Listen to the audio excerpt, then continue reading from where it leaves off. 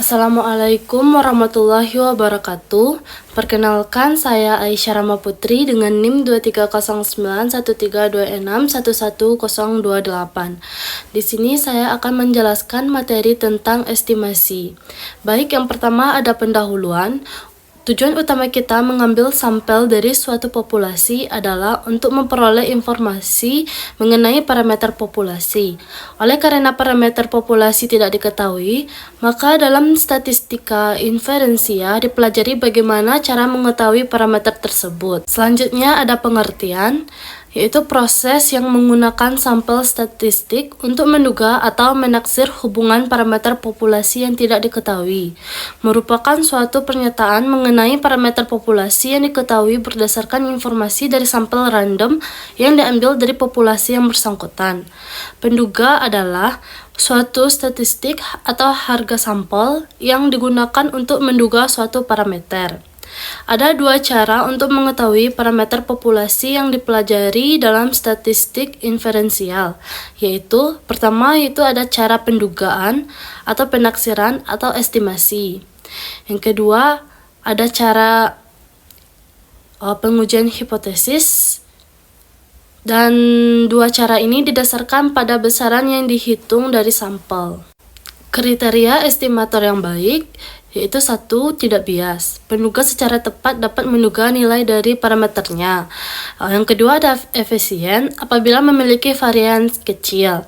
3. Ada konsisten memenuhi syarat. Jika ukuran sampel semakin bertambah, maka penduga akan mendekati parameternya. Jika ukuran sampel bertambah tak terhingga, maka distribusi sampling penduga akan mengecil menjadi suatu tegak lurus di atas parameter yang sebenarnya dengan populasi sama dengan 1. Baik, selanjutnya di sini ada dua jenis estimasi. Yang pertama ada estimasi titik, yang kedua ada estimasi interval.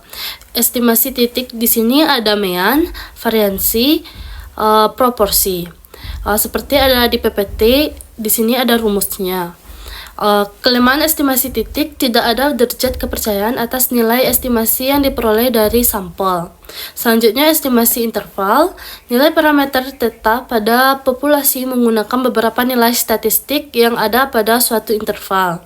Derajat kepercayaan theta adalah 1 min alfa dengan 1 min alfa berada di antara 0 dan 1. Dengan alfa adalah error. Semakin lebar interval, semakin besar tingkat kepercayaan. Selanjutnya ada estimasi rataan. Yang pertama ada sampel besar, yaitu N besar dari 30. Selanjutnya ada estimasi kecil, yaitu N kecil dari 30. Interval kepercayaan 1 min alfa untuk menduga rata-rata mu dengan sampel kecil bila to tidak diketahui menggunakan rumus yang ada pada PPT tersebut. Selanjutnya ada estimasi terhadap proporsi.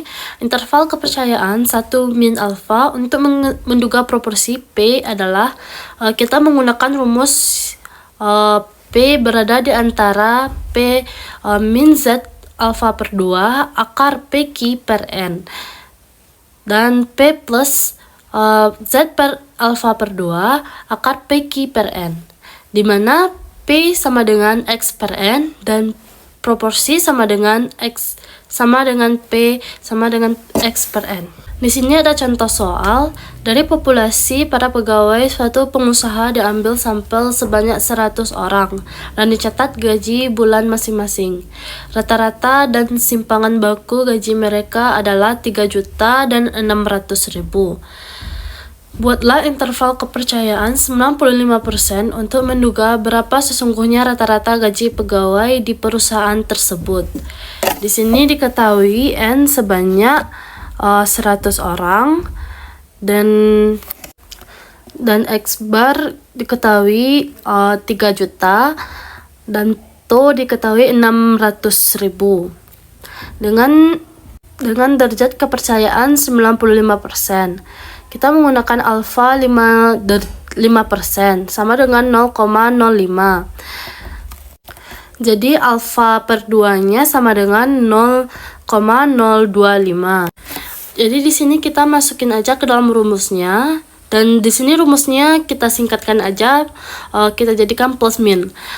Jadi jadi rumusnya menjadi X bar Z alfa per 2 to per akar N. Jadi tadi alfa per 2-nya udah kita cari dan hasilnya adalah 0,025. Jadi nilai Z 0,025 yaitu ada 1,96. Tadi X barnya ada 3 juta plus min 1,96, taunya tadi ada 600.000 per akar N. Jadi di sini 3 juta plus min 600. Jadi mu-nya berada di antara 2.800.082.400 dan 3.117.600.